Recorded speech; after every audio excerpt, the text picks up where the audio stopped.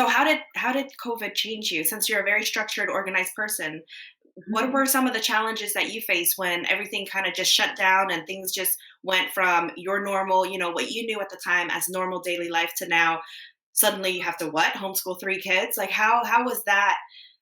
How did that affect you? I guess in a negative way. I want people to see like the real, like what went down. You didn't just easily snap your finger and was able to. At least I don't think so, or I wasn't. But how was that difficult for you? The transition. And women out there, please don't hate me. It was easy. It was. Okay. So this is what happened. I heard COVID. I have family in Italy. Okay, so they're living there, and obviously they went through it before. So I saw what was happening straight away. I was talking to them daily. We're in total lockdown. I knew my gym was going to close before they even thought about it. Yeah. So I'd already employed someone to put everything online and put processes in place, and so that was ready to go. As soon as my gym was closed, boom, was ready. So that stress was done. What I had to deal with was the kids being homeschooled. Yeah. That was not too bad because in Australia, I don't know anywhere else in the world, but Australia, my daughter logs in with her teacher. She's in secondary school, and she's got classes after classes. I don't do anything for her other than her lunch. She does her work. When she comes to me and goes, Mum, I don't want to do that or I don't understand that, I say to her, don't do it. What? No pressure on her. No pressure on me. She's not going to fail the year anyway. Don't do it. Yeah. Don't do it. You don't understand it. It's too hard. You're feeling stressed out about it. Don't do it. That's it. Wow. Pretty simple.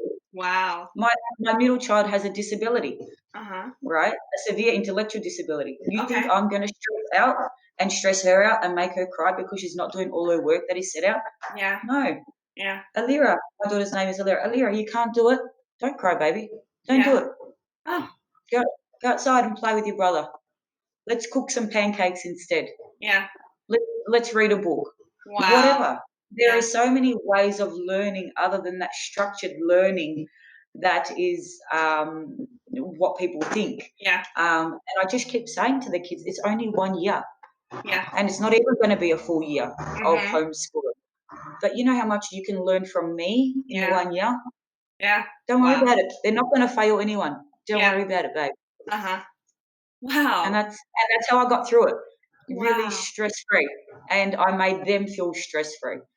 So, sorry, ladies out there, if you're feeling really stressed. I hope you can take inspiration from that. No, that's great because I would have never thought that. Yeah. That 1 year of not structured learning is not going to mean that they're not going to get into the university they want. Right. I don't know. Maybe they're in year 12, but my children at the age they are, that's how I dealt with it. I've got a 5-year-old, 11-year-old, and a 13-year-old. Yeah. So for me, I can only speak on my own experiences. That's how I dealt with it. Don't stress, guys. It's all good. No one's going to fail. It's not going to hinder your success when you're an adult. It's not going to do shit. It's going to do more damage if I stress you, and then you're going to do me more damage if I'm stressed. So let's just chill out. Wow, that is incredible. I just, seeing the post and seeing everybody, I was very fortunate. My kids they're high schoolers, so they're, well, right now, currently, they're 15 and 17 years old. So they're, very self-sufficient. They can feed themselves. They can log into their own everything. But just seeing my friends who are going through with little ones who are just starting first grade, 6, 7 years old, those ones are the ones I'm concerned for them, and a lot of them are working moms. And so how do you handle having to now juggle being a full-time working person and being somewhere else 9 to 5 and then having kids? And so that in itself, I think about that and I think about how much anxiety there is out there right now that school just started back up.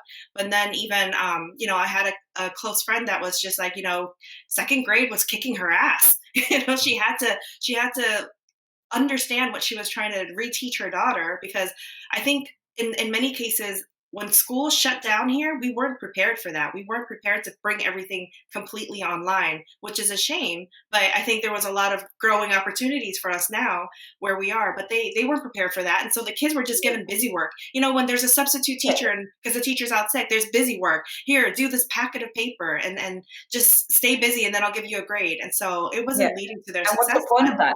Yeah, exactly. Very pointless, but still it affected their grades.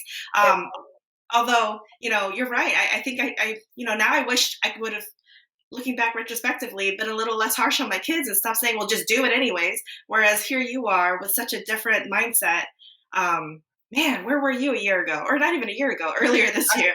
I said to Alexis, like, she's my 13-year-old, so she's the one that probably, Hmm. you know, I would be thinking about the most. And I said to her, they're not going to fail you. Hmm. As long as you do enough work just to pass, Yeah. they're not going to fail you. Yeah. So, whatever, Yeah. whatever. You make it up next year. Don't worry about it. Exactly. Because she was getting upset. She was Hmm. getting flustered at the start because she couldn't keep up or Hmm. she didn't understand something. And, she was frustrated at me because I was working and she Hmm. needed me to explain her schoolwork and I couldn't because Right. I'm working. Yeah. I Yeah. said, Alexis, don't do it. I Yeah. said, you don't understand it. Don't do it. Yeah, but mum, I said, I'm giving you permission. Don't do it. Yeah. If Yeah. the teacher has a problem, they can call me and I'll speak to them and I'll say, look, she doesn't understand it. I'm working. You either give her the work that she can do on her own Uh-huh. or she's not going to do it. Wow. That's it. So did anybody call you? No. No.